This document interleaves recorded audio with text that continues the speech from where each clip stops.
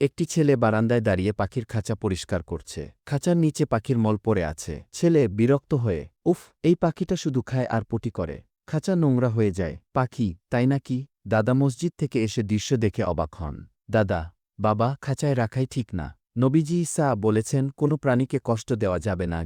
ছেলে, তাহলে পাখি ফ্রি করে দিলে পুটি করাও বন্ধ হবে, তাই না? পাখি জোরে চেঁচায়, হ্যাঁ রে ভাই। ছেলে খাঁচা খুলে দেয়, পাখি উড়ে যায়, ছাদে বসে এক ফোঁটা ডুডু ফেলে দেয় ছেলের গায়ে। ছেলে আবার মারল। এটা কি দোয়া না বদদোয়া? দাদা, পাখির দোয়া তো ওরার স্বাধীনতা, বাকি তোমার কপাল। সবাই হেসে ফেলে। পাখিকে ভালোবাসলে মুক্ত থাকতে দাও। ইসলাম দয়া ও স্বাধীনতার ধর্ম।